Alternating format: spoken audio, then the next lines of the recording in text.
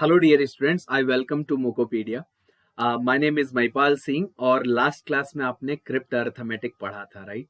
तो crypt arithmetic के और बहुत अच्छे लेवल के कुछ क्वेश्चंस करना स्टार्ट करेंगे। देखिए, क्रिप्ट अर्थमेटिक को मैं 5 से 6 पार्ट में फिनिश करूंगा, क्योंकि इस पर एक लेवल का कमांड होने के लिए ना आपको नंबर ऑफ क्वेश्चंस ज्यादा ट्राई करने पड़ेंगे।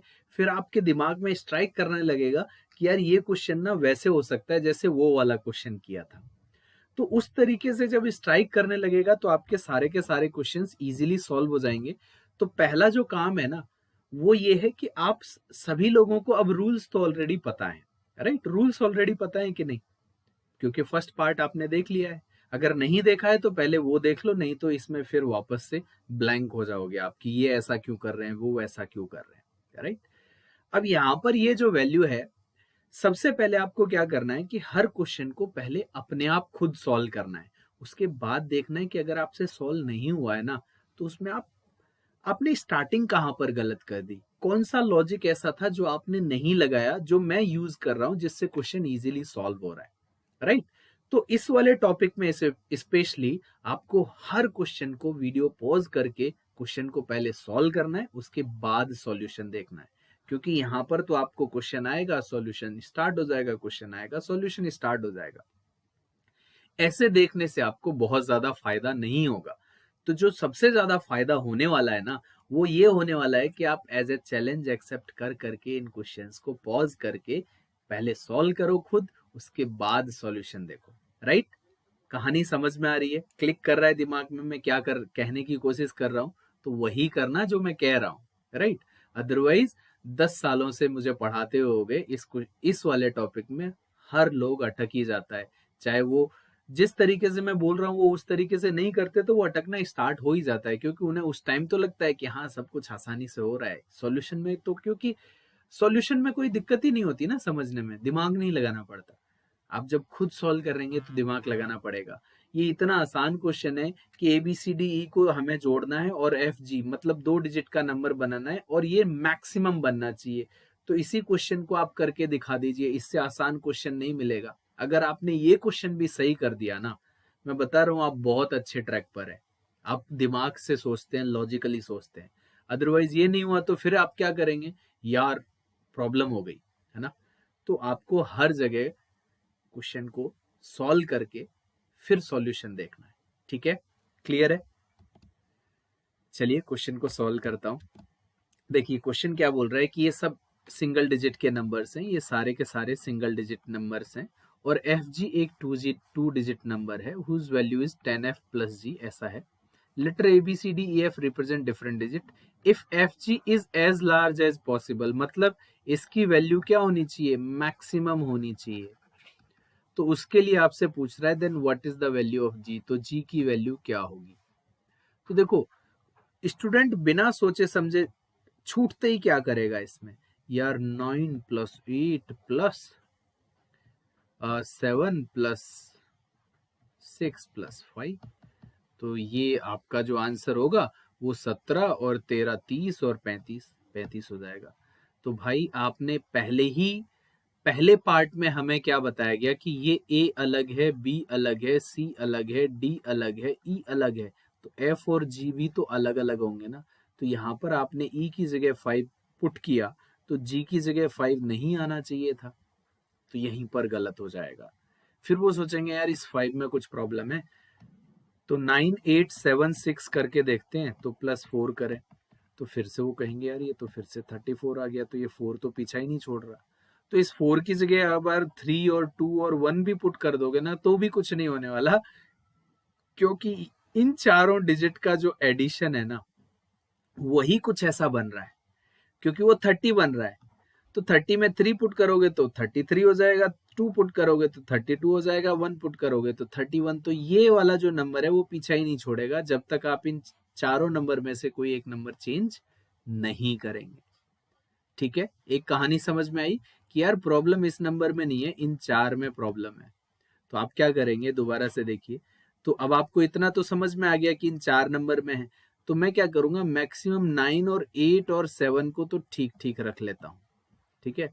अब इसको एक कम कर देता हूं, 6 की जगह इसको ना 5 कर देता हूं। तो यहाँ पर या तो मैं 4 पुट कर सकता हूँ, या तो मैं 3 पुट कर सकता हूँ, या तो मैं 2, या तो 1, है ना। तो इस केस में जो एडिशन आएगा, अब आप देखो इन दोनों का जो एडिशन, इन चारों का एडिशन 29 है, तो 29 में 4 पुट करूंगा तो 33। अब ये दोनों सेम हो गए जो पॉसिबल नहीं है, राइट। अगर मैं 3 पुट करूंगा तो 32, तो यहाँ पर भी क्या हो गया, यहाँ पर 3 यूज हुआ था, यहाँ पर 3 वापस से यूज हो गया। अगर मैं 2 पुट करता हूं तो 31, हाँ एक ये पॉसिबल केस आ रहा है। और अगर मैं 1 पुट करता हूं तो 30 आता है, ये भी एक पॉसिबल केस आ रहा है, ये पॉसिबल है। लेकिन हमें तो एज मैक्सिमम एज चाहिए, तो ये तो मैं कंसिडर करूंगा नहीं। तो इस वाले केस में तो मैं ये कंसिडर कर सकता हूं।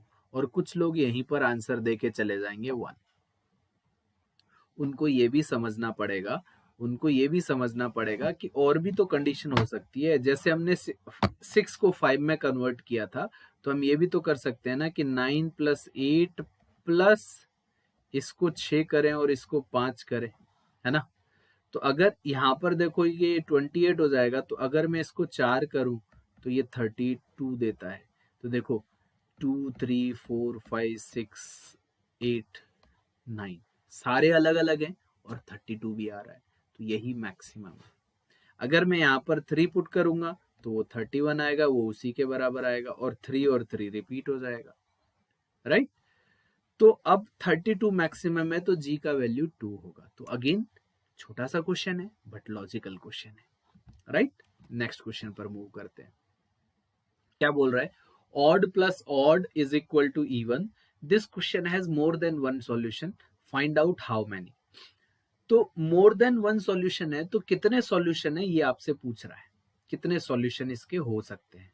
तो अब आप देखिए ODD एक 3 डिजिट का नंबर है, ODD एक 3 डिजिट का नंबर है कि नहीं, है ना।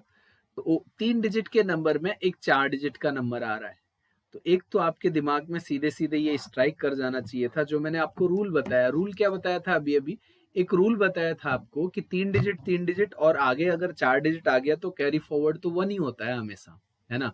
तो आपके दिमाग में ये तो स्ट्राइक कर जाना चाहिए था, ODD दैट इज E1, यही तो है। तो E का वैल्यू जो है वो हमेशा 1 होगा, E का वैल्यू 1 होगा, राइट। और ये भी स्ट्राइक कर जाना चाहिए, ये ODD मतलब एक 3 डिजिट का नंबर है ODD, दैट मीन्स इंटू 2 होने के बाद ये जो नंबर है वो 1, ये जो नंबर है इंटू 2 होने के बाद ये वाला जो नंबर है 1, V1 और N, ये बन रहा है। अब आप ध्यान से समझना कि कोई भी नंबर को अगर मैं 2 से मल्टीप्लाई करूंगा, 2 से मल्टीप्लाई करूंगा, तो वो हमेशा एक तो इवन नंबर आएगा। तो n की वैल्यू एक तो इवन होनी चाहिए, या तो वो 0 हो सकता है n, या तो वो 2 हो सकता है, या तो 4, या तो 6, या तो 8, इसके अलावा n कुछ हो ही नहीं सकता, राइट। तो इतना दिमाग में स्ट्राइक कर जाएगा, तो फिर से इसको दोबारा से लिख लो, क्योंकि यहाँ पर थोड़ा पार्ट जो पता लगता जाता है उसको हम दोबारा लिख लेंगे। ODD और ODD और अपॉन में क्या आने वाला है आपका 1E1 और ये आ जाएगा n। अब आप ध्यान से समझना कि देखो D और D को ऐड करने से जो भी नंबर आएगा, तो D और D को ऐड करने से वो यहां पर भी तो n आना चाहिए था ना। यहां पर अगर 1 है तो यहां पर भी 1 आना चाहिए था, और 1 यहां पर आ नहीं सकता, क्योंकि यहां पर तो आपने देख लिया कि ODD 2 बार ऐड होना है। इसका मतलब ये भी तो होता है कि ये जो 3 डिजिट का नंबर है इसको 2 से मल्टीप्लाई करके जो भी वैल्यू आएगी तो n की वैल्यू तो इवन होगी। और अगर ये इवन आ रहा है तो ये 0, 2, 4, 6 में से कुछ होना चाहिए था कि नहीं। बट यहाँ पर 1 आ रहा है और यहाँ पर n की जगह 1 आ नहीं सकता, दैट मीन्स डेफिनेटली ये कैरी फॉरवर्ड हुआ है। और अगर ये कैरी फॉरवर्ड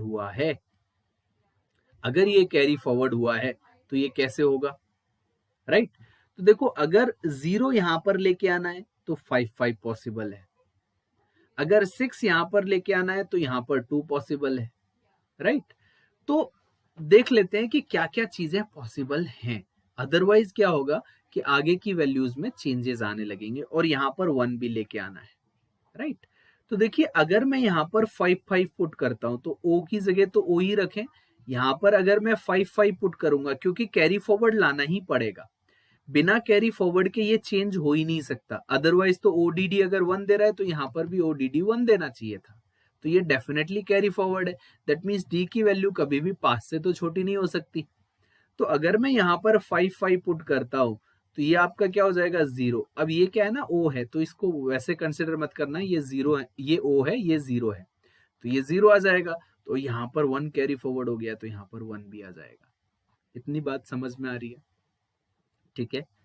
तो अब आप देखिए कि ओ को ओ की जगह पर, अब अगर आप ये रखते कि 0 नहीं O66 अगर आप यहां पर तो ये 2 आ जाता, राइट, लेकिन ये 3 आ जाता। तो ये 5 के अलावा अगर मैं 6 पुट करूं, 7 पुट करूं, 8 पुट करूं, 9 पुट करूं, उसके अलावा और कुछ वैल्यू पॉसिबल नहीं थी जो वापस से यहाँ पर 1 दे, तो इसकी वैल्यू 5 ही हो सकती है। तो फिर से एक दोबारा से सिनेरियो चेंज हो गया कि यार ओ की जगह क्या आएगा वो मुझे देखना है, लेकिन यहाँ तो फिक्स हो गया कि ये 5 के अलावा और कुछ पॉसिबिलिटी मुझे दिख नहीं रही।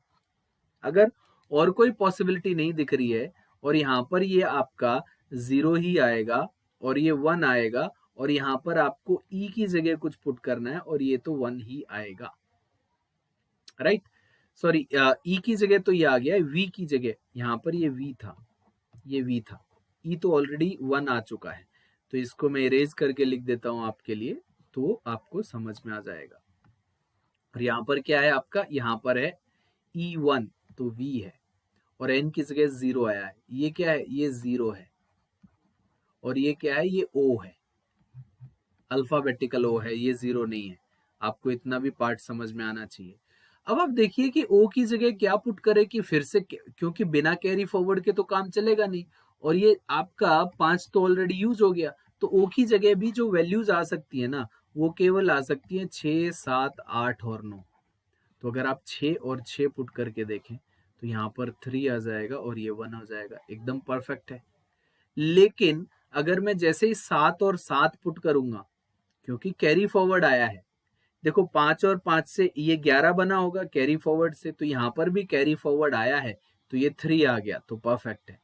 लेकिन जैसे ही मैं यहाँ पर दोबारा से आपको दिखाता हूँ और अपना पिक्चर हटा देता हूँ, अगर आप इसको 7-5-5 पुट करोगे ना, 7-5-5 पुट करोगे, तो ये कहानी थोड़ी सी बदलते हुए दिखेगी आपको। ये फिर से 5 यूज हो जाएगा, जो कि हमारे पास ऑलरेडी यूज हो चुका है, तो ये तो पॉसिबल नहीं है। ऐसे ही फिर से मैं एक और यहाँ पर वैल्यू रखता हूँ आपके लिए। अगर मैं 8-5-5 यूज करूँ, 8-5-5 यूज करूँ, तो ये कहानी आपको बनते हुए दिखेगी कि अलग अलग भी हैं सारे के सारे नंबर और बन भी रहा है। लेकिन जैसे ही मैं इसको 955 करता, तो फिर से कहानी बिगड़ते हुए दिखेगी आपको, क्योंकि ये एक कैरी फॉरवर्ड जा रहा है, तो ये 9 ही आ जाएगा, जो कि पॉसिबल नहीं है, राइट। तो अब आपको दिख रहा है ना कि कौन कौन सा पॉसिबिलिटी है। एक तो 655 वाला पॉसिबिलिटी है और एक 855 वाला पॉसिबिलिटी है, तो इसके 2 सॉल्यूशन पॉसिबल है। कितने सॉल्यूशन हो गए, 2 सॉल्यूशन हो गए। और अगर उनमें वैल्यूज पूछता तो उन 2 सॉल्यूशन की वैल्यू क्या क्या थी, तो हमारे पास एक तो 655 वाला सॉल्यूशन पॉसिबल है, एक 855 वाला सॉल्यूशन पॉसिबल है, राइट। तो मैंने आपको पहले भी बताया था कि इन क्वेश्चंस में सिंगल सॉल्यूशन होता है अगर स्पेसिफाई ना किया जाए। यहाँ पर स्पेसिफाई कर रखा है तो दूसरा सॉल्यूशन ढूंढ रहे हैं ना, राइट। आई होप आपको समझ में आ रहा है। इतनी बात आपको क्लियरली समझ में आ रही होगी। सो चलिए अब नेक्स्ट क्वेश्चन पर मूव करते हैं, राइट। चलिए, तो नेक्स्ट क्वेश्चन में क्या है, आई होप आपको पुराने वाला क्वेश्चन, अब देखिए ABCD इंटू 9, ये वैसा ही क्वेश्चन है जैसा अभी अभी आपने ABCD इंटू 4 किया था, राइट। तो अब यहाँ पर क्या करना है, आपको ABCD इंटू 9 करना है और DCBA लेके आना है, राइट। इतना बात समझ में आ रहा है। तो देखिए अब आपको ये स्ट्राइक करना बहुत जरूरी है। दिमाग में क्या चीजें स्ट्राइक करनी चाहिए कि भाई A और B और C और D को अगर मैं 9 से मल्टीप्लाई करूंगा तो यहाँ पर DCBA आ रहा है, ये तो बहुत अच्छी बात है। लेकिन क्या A की वैल्यू 1 से बड़ी हो सकती है? क्योंकि अगर ये 1000 की रेंज में भी है तो ये 9000 हो जाएगा, अगर ये 2 कर दिया तो 18000, जो कि ये कंडीशन डेविएट करेगा। तो A की वैल्यू आपकी 1 ही हो सकती है और यहाँ पर भी 1 ही हो सकती है, इसके अलावा और कोई ऑप्शन नहीं है, राइट? इतनी बात समझ में आ रही है? अब देखिए, अब डी की वैल्यू 9 के अलावा कुछ नहीं हो सकती। 9 के अलावा कुछ हो सकती है क्या? नहीं हो सकती, क्योंकि 9 इंटू 9 ही है जो 81 दे सकता है, और तो कोई नंबर है ही नहीं अवेलेबल। तो डी का वैल्यू भी फिक्स हो गया, 9 हो गया। अब आप खुद ही देखिए कि 9 इंटू 1 9 आ रहा है, मतलब यहां से कोई कैरी फॉरवर्ड नहीं हुआ है। तो ये जो वैल्यू है ना, ये जो वैल्यू है, ये आपका 10 से बड़ा हो ही नहीं सकता। अगर 11 होगा तो 99 दे देगा, है ना? और कैरी फॉरवर्ड जाएंगे 8, तो 100 प्लस जो कैरी फॉरवर्ड दे देगा। तो ये जो वैल्यू है सिंगल डिजिट से बड़ी हो ही नहीं सकती, है ना? सिंगल डिजिट से बड़ी नहीं हो सकती। दैट मीन्स क्या हो गया कि बी की वैल्यू को 0 होना पड़ेगा, क्योंकि अगर आपने यहाँ पर 11 रखा तो वो पॉसिबल नहीं है। अगर मैं 10 भी रखता हूं तो पॉसिबल नहीं है, क्योंकि 98 बनेगा, तो 90 का 9 तो ऑलरेडी यूज हो गया है ना, 9 तो ऑलरेडी यूज हो गया है। अगर मैं यहाँ पर मान के चलिए, आप दिमाग लगाइए कि अगर मैं यहाँ पर 1 और 0 पुट करता हूँ, तो यहाँ पर तो ये 8 आ जाएगा, फिर ये दोबारा से 9 आ जाएगा, है ना? तो ये 9 तो यूज हो चुका है, तो 1 0 भी पॉसिबल नहीं है। क्या 0 9 पॉसिबल है? तो बी का वैल्यू 0 होना तय है। कहने का मतलब ये है कि बी का वैल्यू 0 होना तय है। और अगर ये 0 हो रहा है और 8 कैरी फॉरवर्ड जा रहा है, 8 क्या जा रहा है? Carry forward. तो 9 अट्ठे 72 होता है, तो सी की जगह आपको 8 पुट करना पड़ेगा। 9 8 जा 72, और 8 में ऐड कर दोगे तो यहाँ पर 0 का 80 आ जाएगा, तो यहाँ पर ये 8 आ जाएगा। तो सी की वैल्यू क्या हो गई? 8। यहाँ पर 8 रखा है तो यहाँ पर भी 8 रखना पड़ेगा। तो आपका सॉल्यूशन हो गया कि 1089 को अगर 9 से मल्टीप्लाई किया जाए तो 9801 आएगा। इतनी बात समझ में आई? तो अब आप देखिए कि ये क्वेश्चन कितना जल्दी हो गया, क्योंकि हमें पता था कि ए की वैल्यू 1 हो सकती है, डी की वैल्यू 9 हो सकती है, उसके अलावा फिर क्या क्या हो सकता है। और ये भी पता कर लिया था कि यहाँ पर बी की वैल्यू 0 से ज्यादा बड़ी हो ही नहीं सकती, और फिर 0 होगी तो इधर इस तरफ 0 आएगा, और 0 लाने के लिए यहाँ पर 8 रखना पड़ेगा, तो यहाँ पर 8 ऑटोमेटिकली आ ही जाएगा, क्योंकि सेम सी तो 8 है, तो 8 ही लेना पड़ेगा, राइट? अब आप देखिए नेक्स्ट क्वेश्चन। नेक्स्ट क्वेश्चन क्या कहता है? अब नेक्स्ट क्वेश्चन में केवल इतना सा चेंज हुआ है कि भाई अब ये 5 डिजिट का नंबर बन गया है। तो ये 5 डिजिट का नंबर है, ए बी सी और डी और ई, और अगर इसको 4 से मल्टीप्लाई करें तो ये फिर से रिवर्स हो रहा है। तो अब आप फिर से इस वीडियो को पॉज करके क्वेश्चन को सॉल्व करिए और इसको चैलेंज की तरह सॉल्व करो। अब आप फिर से देखेंगे कि यार ये 5 डिजिट का नंबर है और 5 ही डिजिट का रह रहा है, तो ये वैल्यू कभी भी 25,000 से बड़ी नहीं हो सकती। ये दिमाग में स्ट्राइक करना चाहिए।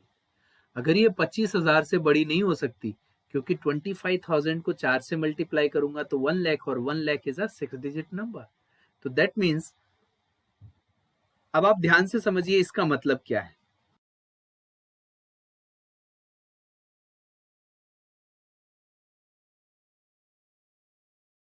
सो देखिए, ध्यान से समझिए कि इसका मतलब ये हो गया कि भाई जो ए का वैल्यू है वो या तो 1 होगा या तो 2 होगा, और ए का वैल्यू 2 ही होगा, क्योंकि अगर आप किसी भी नंबर को 4 डिजिट के नंबर 4 से मल्टीप्लाई करोगे तो वो हमेशा इवन नंबर देगा।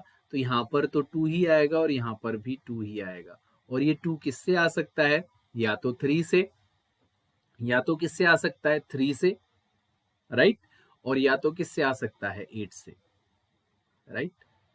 तो अगर आप 3 पुट करेंगे यहाँ पर, अगर आप ई की जगह 3 पुट करेंगे तो यहाँ पर भी 3 आएगा, लेकिन ये 30,000 की रेंज में थोड़ी, ये तो अगर ए यहाँ ए की जगह 2 पुट कर दिया है तो ये जो भी वैल्यू बनने वाली है वो 20,000 की रेंज में है, और 20,000 को 4 से मल्टीप्लाई करोगे तो 80,000 की रेंज में आएगा।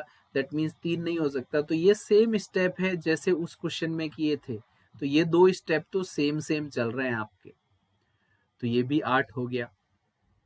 आई होप आपको इतनी बात समझ में आ रही है।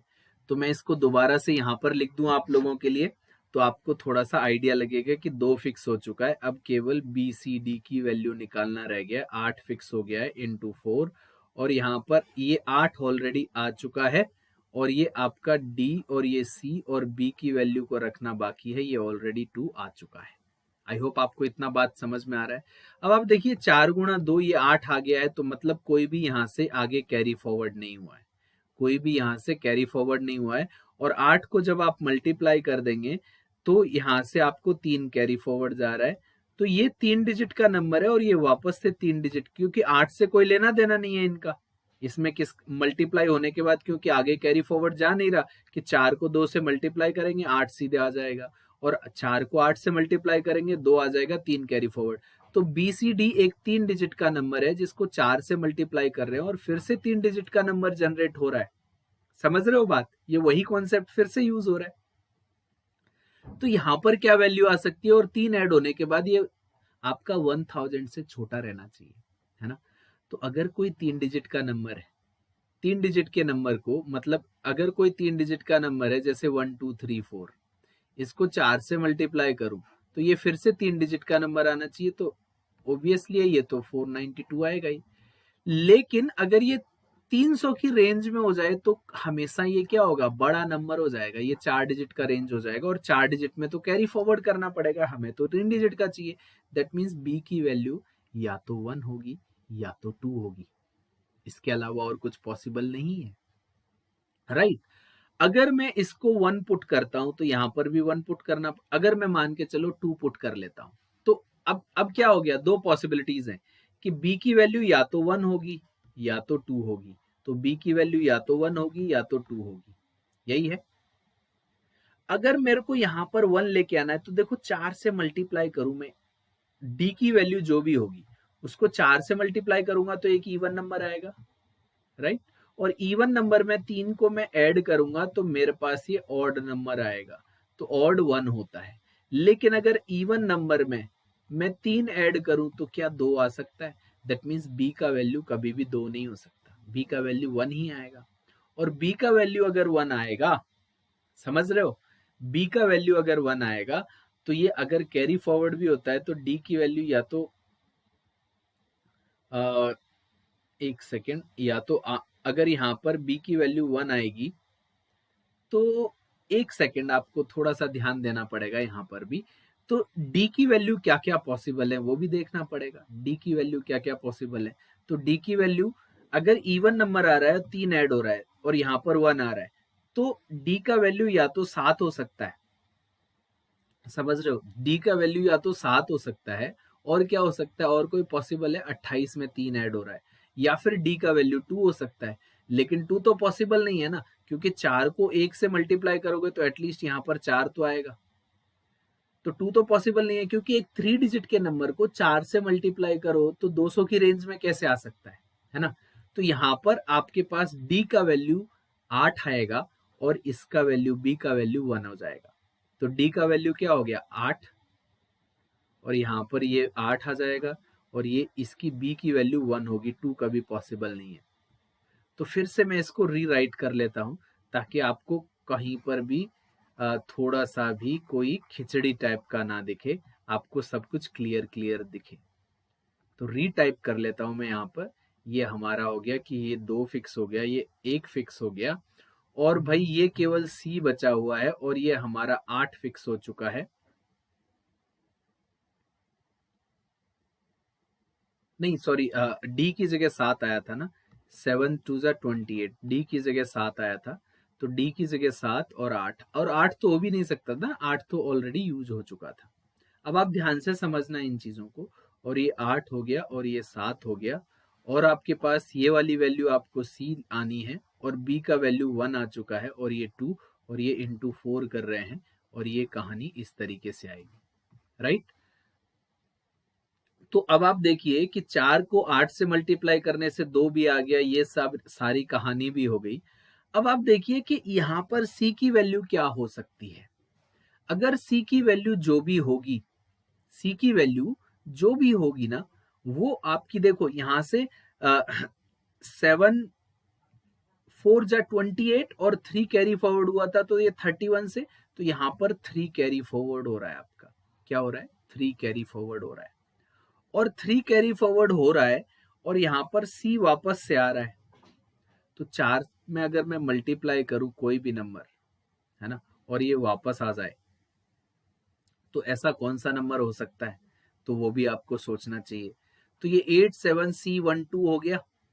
अब देखिए 4, अगर c की जगह ऐसा कौन सा नंबर पुट किया जाए कि ये 4 से मल्टीप्लाई होने के बाद और 3 ऐड होने के बाद फिर से सी दे। तो अगर देखो 1 और 2 तो यूज नहीं कर सकता, क्या मैं 3 यूज कर सकता हूँ? और यहाँ पर कैरी फॉरवर्ड भी जाना चाहिए, ध्यान से समझना। कैरी फॉरवर्ड, और कम से कम देखो 4 को अगर आप 1 से मल्टीप्लाई करोगे तो 4 आना चाहिए था यहाँ पर, लेकिन 7 आया। तो 3 कैरी फॉरवर्ड होना चाहिए आगे वाले नंबर में। तो या तो वो 8 हो सकता है, या तो वो 9 हो सकता है, इसके अलावा तो कुछ नहीं हो सकता ना। तो 7 और 8 तो ऑलरेडी यूज कर चुके हैं, तो सी की जगह अगर मैं 9 पुट करूं तो 9 का 4 का मल्टीप्लाई करते हो तो 36 आता है कि नहीं? तो 36 में 3 ऐड करोगे तो फिर से 39, और 3 कैरी फॉरवर्ड भी हो गया। 3 कैरी फॉरवर्ड हो गया तो 1 गुणा 4 आपका 4 और 3 7, और 2 गुणा 4 आपका 8। तो यही आपका आंसर है। तो जो भी आपके वैल्यूज हैं, तो ए का वैल्यू क्या आया था आपका? ए का वैल्यू आया था आपका 2, ए का वैल्यू 2 आ गया। और बी का वैल्यू क्या आया था आपका? बी का वैल्यू आया था 1, और सी का वैल्यू आया 9, और डी का वैल्यू आया 7। तो यहाँ पर तो एक्चुअल में ए बी सी डी ई तीनों की वैल्यू दे रखी है, तो इसमें ज्यादा दिमाग लगाना नहीं था। बट ऐसे ऑप्शंस नहीं आते, आप ध्यान से समझना, ऐसे ऑप्शंस नहीं आते हैं आपके पास। आपके पास कैसे ऑप्शंस आते हैं? ये तो जिसने भी ऑप्शंस मैंने ही लिखे ऑप्शन, तो यहाँ पर मैंने थोड़ा इजी बनाने की कोशिश की थी।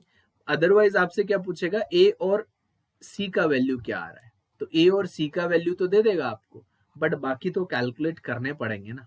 तो ये ऐसे ऑप्शंस नहीं आते। आपसे कोई एक वैल्यू पूछ रहा होगा, या फिर आपको पूछ लेगा कि A plus B plus C plus D का वैल्यू क्या है।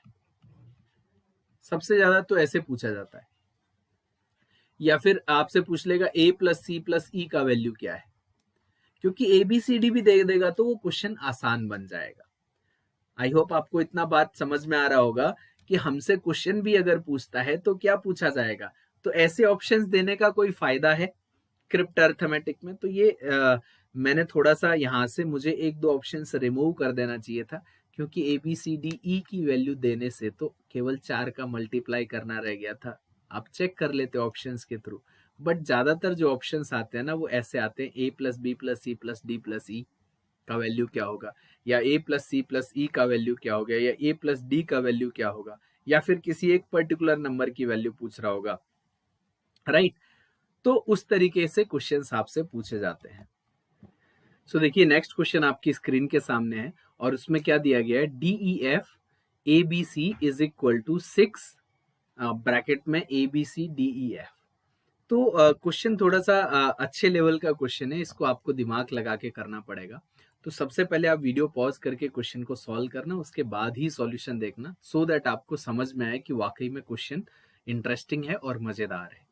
तो देखिए, यहाँ पर अगर हम देखें तो ये जो डी ई एफ दे रखा है आपको, डी ई एफ और ए बी और सी इनटू आपको, दैट इज इक्वल टू, आपको क्या दे रखा है, 6 का मल्टीप्लाई लिख सकते हैं ना इसको, 6 का मल्टीप्लाई, और ए और बी और सी और डी और ई और एफ।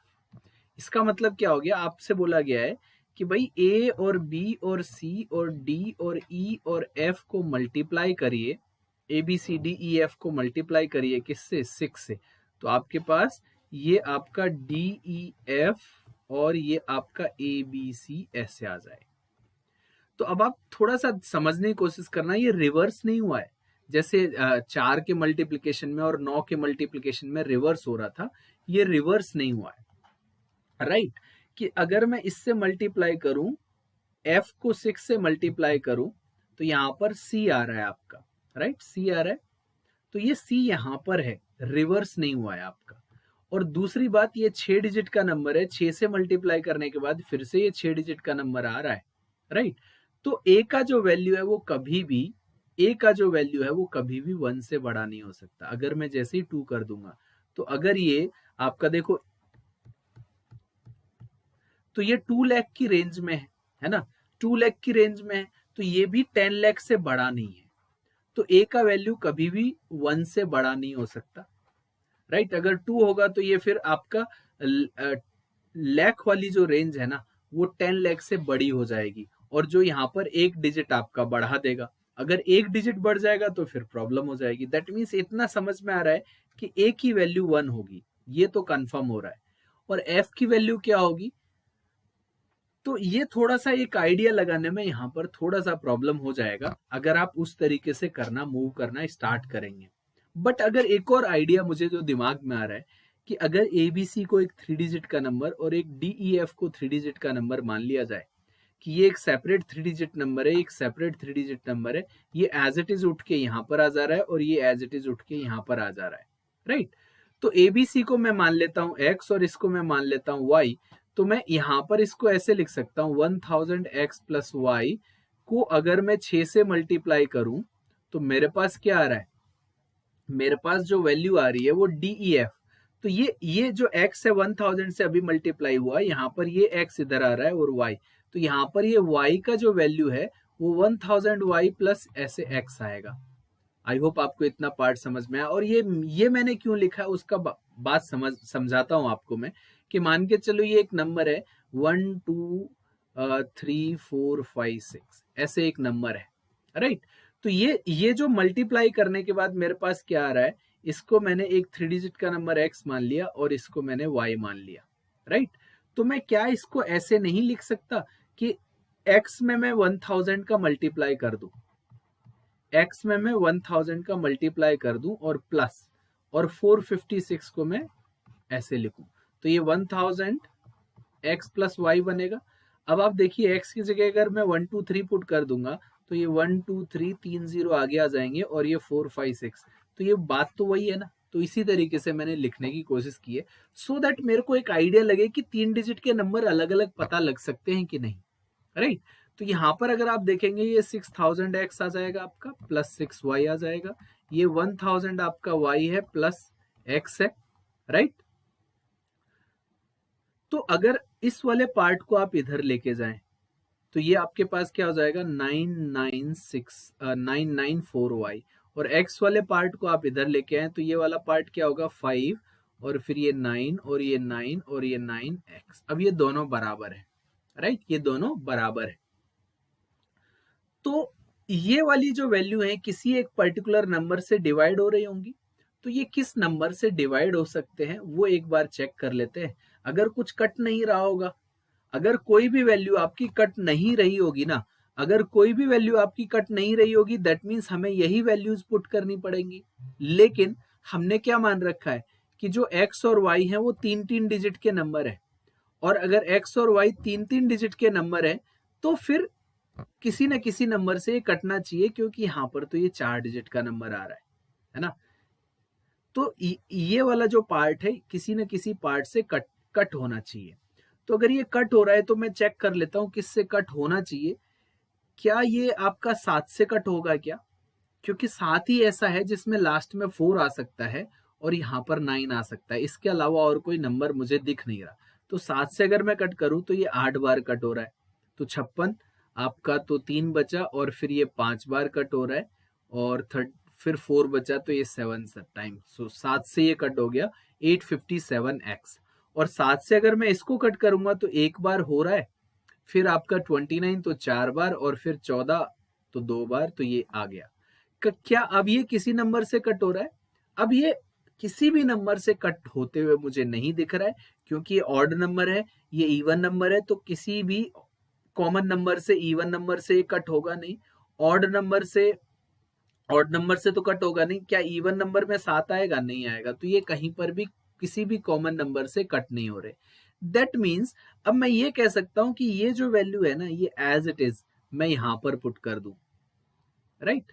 एबीसी की जगह पर मैं 8 ये वाला पार्ट पुट कर दूं, और आपका जो ये वाला पार्ट है एबीसी की जगह पर मैं 142 पुट कर दूं, तो आपका आंसर आ जाएगा, राइट। तो आई होप आपको समझ में आ गया कि x और ये वाला जो ब्लॉक है और ये वाला ब्लॉक है, इनकी वैल्यूज कैसे आएंगी। तो देखो x और y का जो रेशियो आ गया x अपॉन y क्या हो गया 142 अपॉन 857। तो अगर x की वैल्यू 142 पुट की जाए और y की जगह 857 पुट की जाए तो बात बराबर है। तो यहाँ पर 142 और 857 और इसको आप पुट करके देखेंगे तो बड़े आसानी से सॉल्व हो जाएगा। तो कई बार अगर ऐसा कोई नंबर आ जाता है ना, तो आप इस फॉर्मेट में लिख के करेंगे तो आपका जो क्वेश्चन है वो बड़े इजीली सॉल्व हो जाएगा, और इजीली सॉल्व होने के साथ साथ थोड़ा लॉजिकल भी लगेगा। अदरवाइज आप जिस तरीके से मैं आपको बता रहा था कि भाई ए की वैल्यू 1 नहीं हो सकती और ए की वैल्यू 1 के अलावा और कुछ नहीं हो सकती, तो ए की वैल्यू 1 पुट कर लेते, क्या हम अभी बी की वैल्यू डिसाइड कर पाते? राइट, बी की वैल्यू डिसाइड नहीं हो पाती उस तरीके से। तो उस वाले मेथड में बहुत ज्यादा टाइम लगता। तो ये वाला जो मेथड है जहां पर मुझे ये दिखा यार 3-3 डिजिट के नंबर्स हैं, तो इसको इस तरीके से लिखा जा सकता है और ऐसे एक्स और वाई का रेशियो निकाल सकते हैं और वही वैल्यूज एज इट इज रख सकते हैं। अब रेशियो जो निकाला ये कट होने वाला है नहीं, और जैसा हमें पता था कि ए की वैल्यू 1 से बड़ी हो नहीं सकती, तो ए की वैल्यू को या जो एक्स की वैल्यू जो ए की वैल्यू थी वो 1 से बड़ी नहीं हो सकती, तो एबीसी को मैंने एक्स माना हुआ था, तो एक्स की वैल्यू भी आपकी 100 की ही रेंज में आती, 200 की रेंज में आती नहीं, तो वो कंडीशन भी सेटिस्फाई हो रही थी। आई होप आपको इतना पार्ट क्लियरली समझ में आया और ये क्वेश्चन भी बड़े आराम से आपको क्लियरली समझ में आ गया होगा, राइट। तो इस पार्ट में इतना ही था। आई होप आपको सारे के सारे क्वेश्चन बड़े आराम से समझ में आए होंगे। Thank you so much, bye bye and take care.